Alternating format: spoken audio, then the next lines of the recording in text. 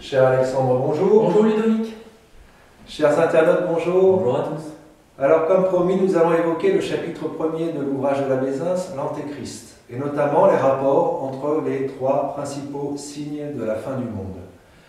On lit en effet dans le livre des Proverbes que Dieu a tout fait pour lui-même.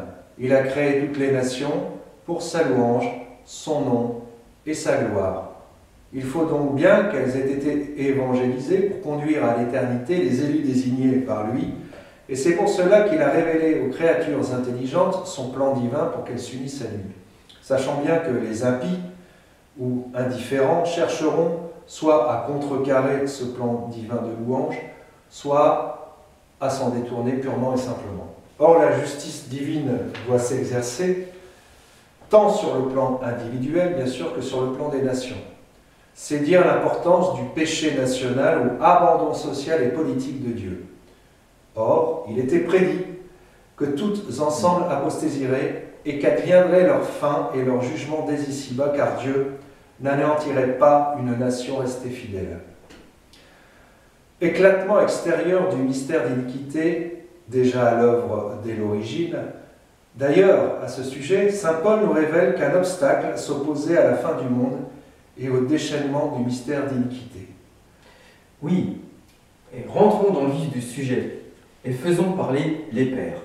Commençons par l'apôtre saint Paul. Dans la deuxième lettre de l'épître aux Thessaloniciens, chapitre 2, versets 3 à 11. Que personne ne vous égare d'aucune manière, car auparavant viendra l'apostasie, et se manifestera l'homme de péché, le fils de la perdition, l'adversaire qui s'élève contre tout ce qui est appelé Dieu, ou honoré d'un culte, jusqu'à s'asseoir dans le sanctuaire de Dieu, et à se présenter comme s'il était Dieu. Ne vous souvenez-vous pas que je vous disais ces choses lorsque j'étais encore chez vous? Et maintenant vous savez ce qui le retient, pour qu'il se manifeste en son temps.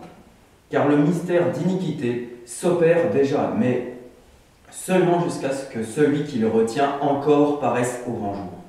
Et alors se découvrira l'impie que le Seigneur Jésus exterminera par le souffle de sa bouche et anéantira par l'éclat de son avènement. Dans son apparition, cet impie sera, par la puissance de Satan, accompagné de toutes sortes de miracles, de signes et de prodiges mensongers, avec toutes les séductions de l'iniquité pour ceux qui se perdent parce qu'ils n'ont pas ouvert leur cœur à l'amour de la vérité qui les eût sauvés. Fin de citation de saint Paul. Voilà. Il s'agit d'un obstacle essentiellement divin, mais également humain, Oui. rapport qui conditionne la durée de la levée de l'obstacle. Il convient donc de considérer, dans un premier temps, si tu le veux bien, l'élément humain qui permet la venue de l'Antéchrist et de la fin du monde. Tout à fait. Il est une autre prophétie de saint Paul qu'un obstacle empêche l'avènement de l'Antéchrist, c'est-à-dire l'homme de péché. Et voici à ce sujet un résumé du remarquable commentaire de don Paul de Latte. Je le cite. « Le mystère du Christ et son règne se répandront sur toute la terre. Puis viendra une heure d'apostasie, où les peuples s'éloigneront de lui. C'est alors que l'Antéchrist, qui n'a jusqu'ici que des précurseurs, se révélera tout entier, lorsque le lui permettra l'effacement d'un pouvoir qui pour un temps le limite et le contient. Dès que ce frein se sera retiré, rien n'arrêtera plus la manifestation de l'Antéchrist, qui sera finalement vaincu par notre Seigneur Jésus-Christ. » On retrouve une partie de l'épître que je viens de citer de saint Paul. Les nations se convertiront, puis l'apostasie viendra. Le deuxième indice est la manifestation d'un personnage qui sera, à la fin des temps du Messie, la contradiction vivante de ce qu'a été le Christ. Saint Jean lui a donné son nom, l'Antéchrist.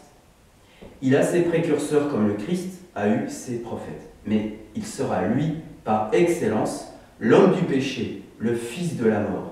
Son heure n'est pas venue car il est réprimé, contenu en quelques mesures, et il ne se manifeste que partiellement. Un pouvoir existe encore, qui limite son action. Mais son heure venue, il se montrera tout entier. Aujourd'hui, il ne fait que s'essayer. Le mystère d'iniquité et de péché, antagoniste du mystère du Christ, est noué dès aujourd'hui, son œuvre néfaste a commencé. Même il irait dès maintenant jusqu'au bout de ses intentions perverses, n'était le frein qui le limite et lui interdit de se traduire tout entier. Le mal ne se manifeste que dans la mesure des issues qui lui sont créées. Cette sourde résistance des choses qui veulent vivre est décrite par l'apôtre, tantôt sous une forme impersonnelle et comme une force des choses, tantôt sous une forme personnelle ayant un nom, qui se dit au catexon arti. Oui, il y a une force sociale qui limite le mal et l'empêche d'aboutir au désordre et au néant.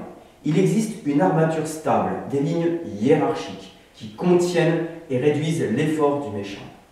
Il est évident à tous les yeux que le jour où cette puissance d'ordre et de paix, qui des mains de Rome païenne a passé à la Rome chrétienne, après avoir été lentement minée par les légistes, secouée par la réforme et la révolution, aura été définitivement ruinée par l'assaut de tous les éléments du mal déchaîné, les routes seront ouvertes et les issues libres pour le mal. Rien ne les retiendra plus. Plus rien ne tiendra en échec la puissance du mal. Ce sera le règne de l'égoïsme forcené, d'une forme de barbarie non plus naïve mais savante, sur laquelle nul évangile n'aura de prise. Le frein aura été brisé.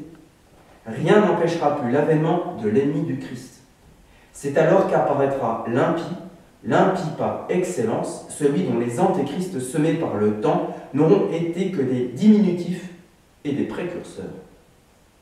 Son triomphe, cependant, ne sera pas de longue durée, et selon la prophétie d'Isaïe, le Seigneur n'aura besoin que d'un souffle ou d'une parole de sa bouche pour l'anéantir, pour effacer par la splendeur de son avènement tous les prestiges de son ennemi. Voilà qui est éloquent, cher Alexandre. Alors, après la considération de cet élément humain, on va voir un peu la levée de l'obstacle divin à la venue de l'Antéchrist et de la fin du monde, donc en deuxième partie de ce premier chapitre. Dans la première partie de ce chapitre, nous avons un élément humain permettant la venue de l'Antéchrist et de la fin du monde, en ayant cité l'apôtre et Don Delate. Vous pouvez aussi retrouver dans la vidéo 6, disponible sur la chaîne YouTube, des compléments d'information décrits par la Bézins. Maintenant, nous allons faire parler Saint Grégoire et Saint Ambroise, qui décrivent la levée de l'obstacle divin à la venue de l'Antéchrist et de la fin du monde. Nous t'écoutons, Ludovic. Alors, je ne suis pas un saint, mais je vais parler au nom de Saint Grégoire et Saint Ambroise. Alors, la nature de cet obstacle divin et la prédiction de sa levée au temps de la fin du monde sont clairement exprimées par l'apôtre Saint Jean en 5 versets de l'Apocalypse, ainsi exposés par le pape Saint Grégoire le Grand et par Saint Ambroise. Le diable, malgré sa chute, n'a point perdu la puissance de sa nature angélique. Sa force apparaît peu à présent parce que sa vertu a été liée par une admirable disposition divine. D'où ce qui est dit par Saint Jean. Je vis un ange descendre du ciel, ayant la clé de l'abîme et une grande chaîne à la main, et il saisit le dragon, le serpent antique, qui est le diable et Satan, et il le lia pour 1000 années, et il l'envoya dans l'abîme qu'il referma et boucla sur lui, afin qu'il ne séduise plus les nations, jusqu'à la consommation des 1000 ans. Et après cela, il importe qu'il soit détaché pour peu de temps. Cet ange signifie le Christ, sa descente au ciel du ciel et son incarnation, EST. C'est lui qui possède la clé de l'abîme, c'est-à-dire de l'enfer, parce qu'il détourne de son entrée ce qu'il veut et permet avec justice que ceux qu'il veut y tombent damnés. Par la grande chaîne est désignée sa puissance. Le Christ a saisi l'antique serpent, à savoir le diable, quand il a détruit par sa mort l'empire de celui-ci. Par les 1000 années, il faut saisir et comprendre tout le temps s'écoulant de l'avènement du Christ jusqu'à la fin du monde. Il ne s'agit pas de 1000 années au sens littéral. Il s'agit c'est un terme qui désigne une période. Le Christ a donc enchaîné le diable, non pas avec des chaînes matérielles, mais par le lien de sa puissance infinie, parce que, l'ayant chassé des cœurs de ses élus, il écarte de ses tromperies par sa vertu divine. L'enchaînement du diable peut être entendu de trois façons. Premièrement, on peut le comprendre simplement du fait qu'il soit tenu lié dans l'abîme par la vertu toute puissante de Dieu jusqu'au temps marqué. Deuxièmement, on peut entendre aussi par abîme les cœurs des impies, de sorte que, exclus des cœurs des élus, ils soient tenus enfermés et liés dans l'étroitesse des cœurs des réprouvés. Troisièmement, on peut le comprendre encore d'une autre manière, le diable ne désirant rien d'autre que de tromper les hommes, aussi, tant qu'il est empêché de les tromper par la garde du Dieu Tout-Puissant, qui ne cesse de protéger et de défendre ses élus, sa volonté très impie est tenue liée comme par des chaînes. Toutefois, nous ne devons entendre par les nations qu'il ne lui est pas permis de séduire que les seuls élus. Alors voyez comme c'est important de ne pas interpréter librement les commentaires des pères, qui a différents sens, comme dans l'interprétation et l'exégèse biblique, et que ces sens sont réservés, grâce au Saint-Esprit, par la promesse de Jésus-Christ, à ses apôtres, à l'Église enseignante. C'est pour ça qu'il faut faire très attention aux libres penseurs, parce qu'on peut facilement vous induire en erreur, par exemple avec ce terme de 1000 ans. Voilà. Donc il s'agit de se référer aux sources, et comme l'indique le magistère de l'Église, de se référer au Père de l'Église concernant les commentaires de la Bible, de l'Écriture sainte, et notamment dans ce sujet extrêmement lourd. Dans l'intervalle des 1000 ans où le diable est lié, les saints règnent eux aussi avec le Christ ces mêmes 1000 années, à comprendre elles aussi sans aucun doute de la même manière, à savoir de ce temps actuel de son premier avènement, etc. Donc ça c'est dans saint Augustin, dans la Cité de Dieu. Le diable est montré projeté dans la Bible, lié parce qu'il est enfermé dans les cœurs des dépravés et diminué par une disposition divine en sorte de ne point pouvoir nuire autant qu'il le voudrait si la bride lui était lâchée afin qu'il puisse sévir de façon occulte par l'intermédiaire des dépravés mais ne puisse point éclater en de violents comportements d'orgueil. Il est important aussi de regarder les vidéos de l'abbé Zins parce qu'à un moment donné, j'interviens d'ailleurs grâce aux commentaires sur les lamentations du prophète Jérémie, où je lis les profils psychologiques des hommes contemporains, dans cette ère très marquée et particulièrement satanique, où il est très facile de voir à quelle cité on appartient et dans quelle cité on vit si on considère la cité de Dieu frontalement opposée à la cité de ses ennemis. Donc, voilà. Cependant, il est aussi indiqué dans ce passage comment il doit être délié à la fin du monde. Citation. « Et après la consommation de 1000 années, Satan sera délié de sa prison, et il sortira et séduira les nations. » Ça, c'est dans l'Apocalypse, chapitre 20, verset 7.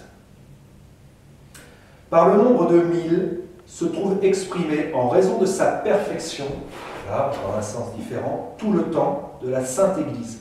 Oui, l'Église étant parfaite, d'essence divine. Celui-ci, une fois écoulé, l'antique ennemi pourra de nouveau user de toutes ses forces pour une brève période, néanmoins, mais il lui sera laissé alors une grande force contre nous. Oui. Léon XIII en parle de ça. Pourtant, bien qu'il laissera éclater sa fureur jusqu'à la cruauté, il sera néanmoins très limité dans le temps en raison de la miséricorde d'en haut. Ce que la vérité a déclaré par elle-même. Citation de Matthieu, chapitre 24, verset 21. Il y aura alors une grande tribulation telle qu'il n'y en a pas eu depuis l'origine du monde jusque-là, et qu'il n'y en aura plus. Et oui. Ça nous parle avec ce qui se passe aujourd'hui. Aussi, ajoute-t-elle aussitôt, si ces jours n'étaient point abrégés, aucune chair ne serait sauvée. C'est dire la puissance du mal et son déchaînement. Car comme le Seigneur nous voit à la fois portés à l'orgueil et faibles, il annonce miséricordieusement que les jours qu'il a déclarés devoir être si mauvais seront abrégés, afin d'une part de comprimer tout orgueil en raison de l'adversité de ce temps, et d'autre part de réconforter notre faiblesse en raison de la brièveté de ces jours. Alors orgueil, cher Alexandre, étalé sur Internet, puisque les cuisiniers, idéologues et autres trouveurs de solutions miracles fleurissent et mélangent tout souvent. Ne ferais-tu pas allusion au retour du grand monarque Entre autres, je pense aussi à certains sites qui se disent dissidents et qui font la promotion de la gnose et autres hérésies, martionnisme, et l'évangile de Thomas. Oui, j'ai lu que, oui, sur un certain site très connu,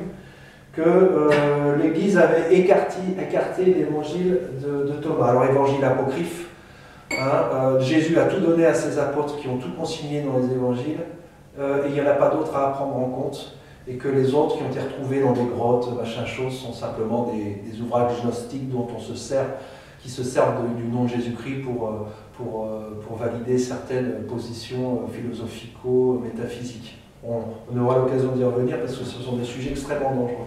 Donc séparer le bon vin de l'ivraie consiste aussi à faire un travail de discernement. C'est pour ça qu'on vous délivre ces informations.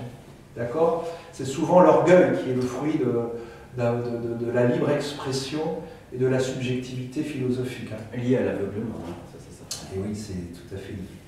Du coup, j'ai un peu perdu le fil de ma narration. Voilà, il annonce miséricordieusement qu'il va abréger ses jours, parce qu'il n'épargnerait personne. Il est prédit en Apocalypse 27 que Satan sera délié aux alentours du jour du jugement, parce qu'il lui sera donné libre pouvoir de nuire et de tenter par ces 1000 ans la glose. Alors la glose, c'est évidemment les exégèses, le temps du siècle présent. Satan sera délié de sa prison, en ce sens que sa puissance, qui est maintenant liée de sorte qu'il ne puisse pas nuire autant qu'il le voudrait, sera relâchée. Assurément, il sera délié au temps de l'Antéchrist. Commentaire de saint Thomas, docteur Angélique. Le temps court, pendant lequel il doit être délié après les 1000 ans. Ce temps court est le temps de l'Antéchrist. Alors, en effet, à cause des hommes, multipliant les péchés, il sera permis au diable de combattre de toute sa puissance contre le genre humain. Saint Ambroise. Et dans les futurs chapitres, on expliquera plus en détail le temps de la durée d'Antéchrist, son armée, etc. Cela étant, il y a vraiment de quoi être effrayé de ce que, dans le message de Notre-Dame à la Salette, le 19 septembre 1846, dont la publication a été autorisée par le pape Pie IX, on puisse lire « En l'année 64, Lucifer et un grand nombre de démons seront détachés de l'enfer.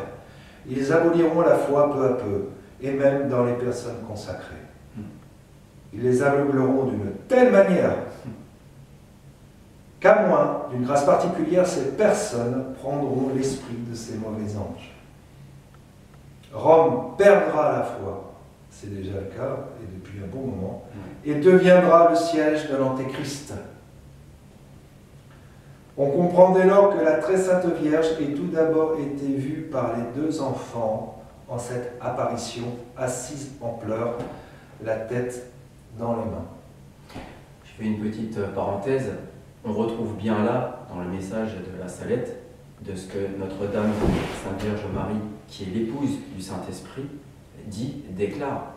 On voit bien le rapport avec, rappelez-vous, dans la petite première partie que nous avons faite, avec la citation de Saint Paul aux Thessaloniciens. L'Antéchrist qui siégera dans le lieu saint. Que faut-il entendre par l'année 64 ? Eh bien, tout logiquement, ce message datant de 1846, on a d'abord unanimement pensé à 1864.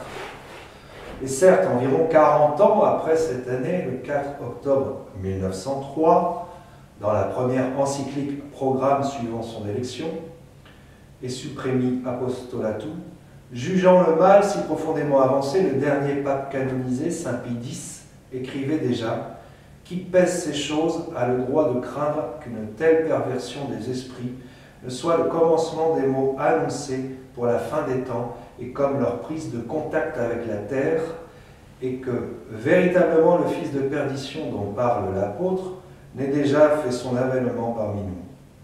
Si grande est l'audace et si grande la rage avec laquelle on se rue partout à l'attaque de la religion, on bat en brèche les dogmes de la foi, on tend d'un effort obstiné à anéantir tout rapport de l'homme avec la divinité. La laïcisation. En revanche, et c'est là, au dire du même apôtre, le caractère de l'Antéchrist. L'homme, avec une témérité sans nom, a usurpé la place du Créateur en s'élevant au-dessus de tout ce qui porte le nom de Dieu. C'est à tel point que, impuissant à éteindre complètement en soi la notion de Dieu, il secoue cependant le joug de sa majesté et se dédie à lui-même le monde visible en guise de temple,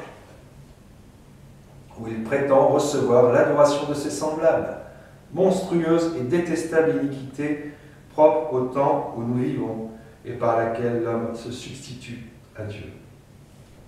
Plus récemment, on s'est pourtant demandé si Notre-Dame n'avait pas plutôt voulu parler de 1964. Oui. En effet, en 1960 devait être révélé le troisième secret de Fatima qui ne l'a toujours pas été. Oui, et puis il s'est passé autre chose aussi à cette époque-là. Et 2 ans plus tard, qu'est-ce qui s'est passé à cette époque-là? Et 2 ans plus tard, 1964, marquait le début de la phase finale de Vatican II, achevé le 8 décembre 1965, où l'ensemble des évêques, jusque-là extérieurement catholiques, a publiquement et solennellement professé des hérésies manifestes. Entre autres, la liberté religieuse, dont l'application post-conciliaire devait achever d'abattre les dernières nations constitutionnellement catholiques et consommer ainsi le mouvement menant à la grande apostasie. Et le néo-pansyncrétisme, tant dénoncé par les prophètes et par les papes Pie X et Pie XI, qui, décorés du nom d'œcuménisme, allaient conduire au récent panthéon universel des fausses religions publiquement manifesté lors de la réunion d'Assises du 27 octobre 1986, mondialement diffusée par le procédé de la télévision. Réunion d'Assises d'ailleurs que la Bézins, dans les premières vidéos qui sont disponibles sur YouTube, on a aussi évoqué, il peut y en parler d'ailleurs. Or, n'oublions pas que nous venons de voir que du côté humain, la levée de l'obstacle divin au déchaînement du diable était liée à la fidélité des nations, à la foi et à l'Église catholique. Et ce que nous approfondirons dans les chapitres 3 et 19 à la fin. Et parmi les nations catholiques, ceux qui ont surtout le pouvoir de lier les forces sataniques sont précisément les évêques fidèles, et tout spécialement le pape. Le pape ayant reçu du Christ le pouvoir de lier et délier. Ce puissant obstacle faisant défaut, qui pourra encore tenir le diable enchaîné? D'où cette impressionnante prophétie. Citation, quand sera accomplie la dispersion de la main, qui dans l'Écriture symbolise la puissance, et souvent celle des chefs d'un peuple, le roi par excellence étant David, dont le nom veut dire d'une main forte. Il n'y a pas de hasard dans la Bible, hein. Du peuple saint. Cela sera consommé. Ça c'est dans Daniel chapitre 12, verset 7. À cette dispersion se rattache aussi la cessation quasi complète du saint sacrifice de la messe, et par là, de la perpétuation des effets du saint sacrifice de la croix, qui a été la cause principale de l'enchaînement de la puissance diabolique. On ne peut pas s'étonner de la confusion intellectuelle qui aveugle nos chers prélats, n'est-ce pas? Tout à fait. Et d'ailleurs, par rapport au Saint-Sacrifice de la messe, on y reviendra aussi en décrivant et en décriant aussi, en dénonçant aussi les chapelles qui ne sont plus catholiques. On ne va pas rater cette occasion. Non. Du reste, il n'est point difficile à n'importe quel observateur attentif, de bonne foi, de voir la rapidité vertigineuse qu'ont pris les événements, tant sur le plan religieux que sur les plans politiques, social et moral, depuis Vatican II en 1962 et l'abolition officielle du Saint-Sacrifice de la messe en 1969, en passant par mai 68 et Assise qui en sont la suite logique. Quoi qu'il en soit, de 1864 ou 1964, qui correspond mieux au temps court et accéléré annoncé, comment ne point trembler en songeant à la prochaine décennie devant mener à l'an 2000. À signaler que l'ouvrage a été écrit en 90. En 90. Ouais. Bon, on est en 2021. Il y a 30 ans. Donc ça ne s'est pas amélioré ici. Non, c'est même ça, empiré. C'est une ironie de ma part. Et aux mots qui doivent être la suite logique de ce que nous vivons déjà. Certains souriront peut-être à l'évocation de l'an 2000, au moins avant d'avoir lu le chapitre 4, et se rassureront à bon compte en songeant aux dires erronés ou mensongers de certains auteurs hostiles à l'Église, dont les assertions et affirmations arbitraires concernant la soi-disant grande peur de l'an 1000 ont été assez répandues et vulgarisées au XIXe siècle, entre autres par Nietzsche. Elles ont été réfutées péremptoirement depuis, notamment dans l'Ami du clergé et le dictionnaire d'apologétique.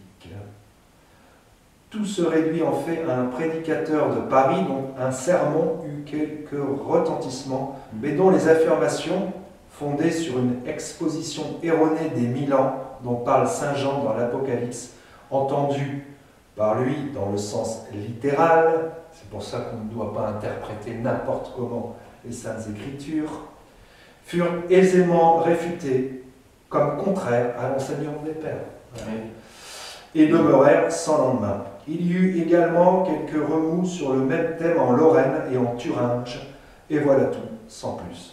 Il est vrai par contre que l'on était alors en temps de chrétienté. L'Europe entière était chrétienne et que tous étaient par conséquent très attentifs aux fins dernières et aux prophéties, notamment celles de l'Apocalypse. Or, cette grande attention même aux fins dernières, durant tout le temps de la chrétienté, était une contre-marque qui manifestait assez à elle seule que l'on n'était pas alors au temps de la fin, lequel sera au contraire caractérisé par l'insouciance et le laisser-aller général, évidemment. Plus il y a de chrétiens, plus ils connaissent leur doctrine, plus ils connaissent leur doctrine, plus ils connaissent l'Apocalypse, et en bon humain qui se respectent, ils vont se dire c'est quand la fin, c'est quand la fin.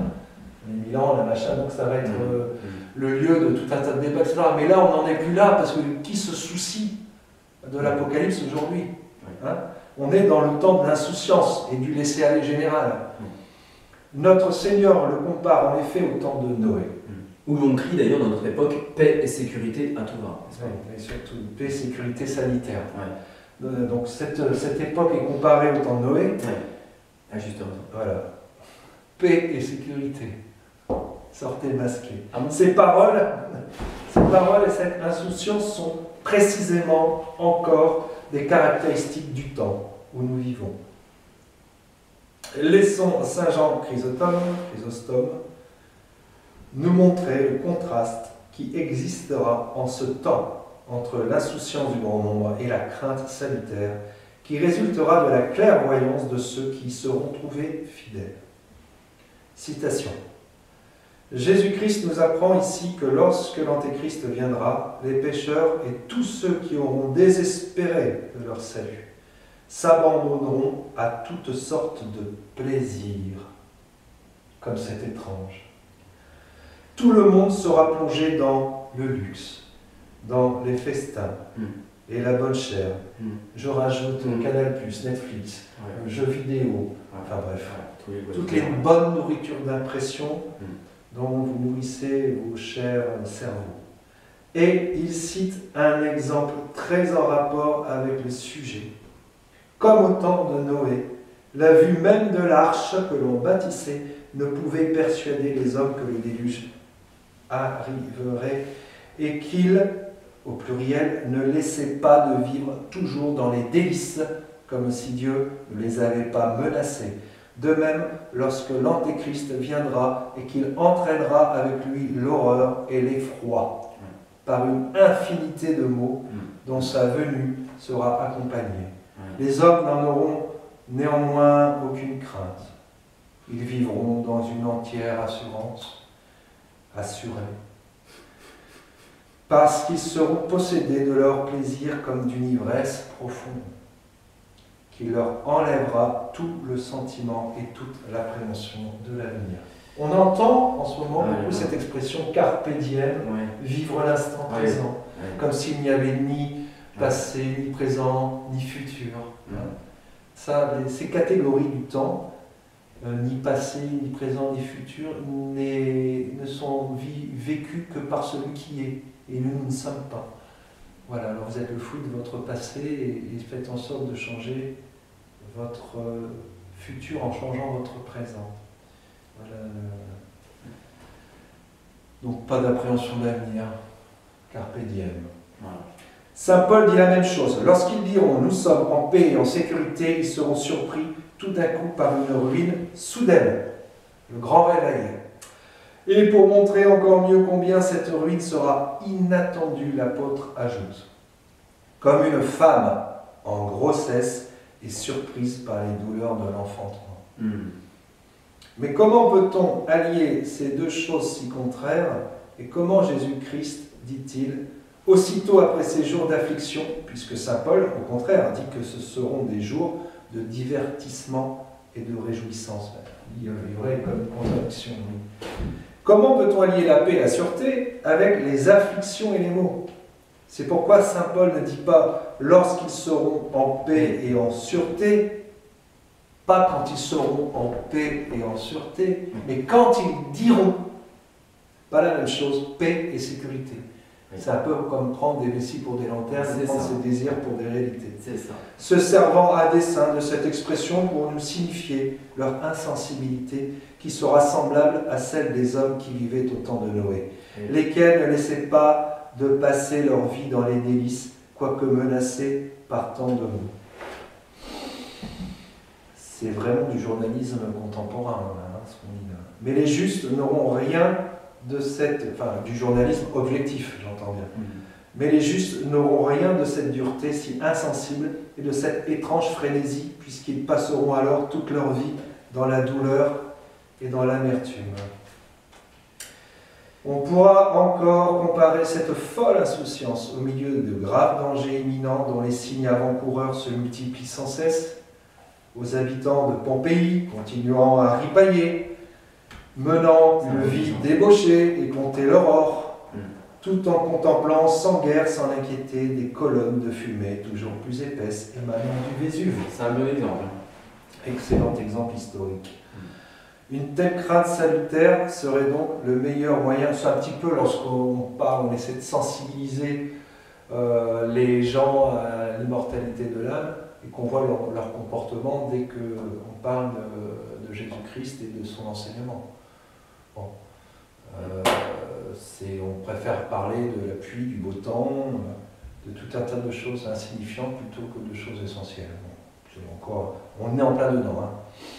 Donc une telle crainte salutaire serait donc le meilleur moyen pour empêcher le fléau imminent d'avoir lieu, bien sûr, comme ce fut le cas pour les Ninivites dans l'Ancien Testament, qui, effrayés par la prédiction de la destruction imminente de Ninive par le prophète Jonas, firent pénitence et méritèrent par là que la ruine de leur ville soit achevée. Oui, la différence c'est qu'eux se sont convertis, les Ninivites. Oui, c'est la grosse différence. On est très très très loin en France. Voilà. Mais malheureusement pour le grand nombre, cette crainte n'existera point. Pourtant, qu'à présent les signes ne manquent point et se multiplient, va nous apparaître de plus en plus aisément et peu à peu, jusqu'à l'évidence, chapitre après chapitre. Ça va être passionnant. La bête que tu as vue a été et n'est plus, et elle montera de l'abîme et elle ira à sa perte. La bête, qui est le diable, a été avant l'événement du Christ, possédant le genre humain. Elle n'est plus pour l'instant, autrement dit, elle ne possède plus le genre humain comme avant parce qu'elle a été expulsée par le Christ des cœurs des élus. Elle montera de l'abîme parce qu'au temps de l'Antéchrist, Satan sera délié de sa prison et il sortira et séduira les nations, comme la suite le manifeste plus pleinement. Et elle ira à sa perte parce qu'il sera damné, avec tous les réprouvés qu'il aura trompés et avec tous ses suppôts aux peines éternelles. Saint Ambroise, commentaire de l'Apocalypse, chapitre 17, verset 8. En effet, l'antique ennemi déchaînera sur le monde toutes ses forces, c'est au pluriel, car bien qu'il soit dès à présent perdu, puisqu'il se trouve rejeté de la béatitude éternelle, il s'éteindra néanmoins plus pleinement alors, quand, privé de la permission de tenter, il sera lié dans les flammes éternelles. C'est aussi pourquoi à la fin extrême du monde, il se montrera beaucoup plus agressif et cruel pour tenter parce qu'il sera d'autant plus ardent dans sa fureur qu'il sentira son châtiment plus proche. Car il comprendra qu'il ne sera plus éloigné du moment de la perte de l'usage si mauvais qu'il fait de la liberté qui lui est laissée. Et plus il se trouvera resserré par la brièveté du temps, plus il décuplera sa cruauté, comme cela a été attesté par la voix d'un ange à l'apôtre Saint Jean. Malheur à la terre et à la mer, parce que le diable descend vers vous, rempli d'une grande rage, car il sait qu'il n'a que peu de temps. Il se dilatera donc alors en la fureur d'une grande rage, pour que lui, qui n'a pu atteindre la béatitude, ne se trouve point précipité dans la chute de sa damnation avec un nombre d'âmes restreint. Avant d'étudier ce déchaînement infernal, rendu possible par la levée de l'obstacle divin qui le retenait, ce qu'on vient de voir, il nous faudra considérer la grande apostasie. Donc, cher Alexandre, en résumé de ce chapitre premier, nous avons vu en fait le lien entre les trois principaux signes annonciateurs de la fin du monde et qu'il convient de souligner la linéarité du temps dans la Sainte Écriture. Dieu créa le monde, Dieu détruit le monde, donc il y a un lien continu, un lien historique dans l'histoire de l'humanité et que ces signes s'enchaînent. Voilà. Et d'ailleurs, quand on va aborder le deuxième chapitre, il faut bien que, quand on parle de la grande apostasie des nations, il faut bien que l'évangélisation de par toute la terre ait eu lieu. Ouais. Voilà. Donc, temps linéaire, il ne s'agit pas d'un temps cyclique, hein, contrairement aux contre-traditions, c'est-à-dire aux fausses traditions et tout la cyclologie qu'on peut rencontrer dans un certain nombre de civilisations. Donc on abordera la prochaine fois le chapitre 2, en l'occurrence l'évangélisation universelle, où il y aura une grosse partie d'histoire. Donc on va vous demander de faire encore un effort d'attention et de prêter très fortement votre énergie à l'écoute de cette narration toute historique. Et vous aurez encore les preuves que le dialogue entre Dieu et l'humanité n'a jamais cessé. Cher Alexandre, je te remercie de m'apporter ton soutien et ton travail.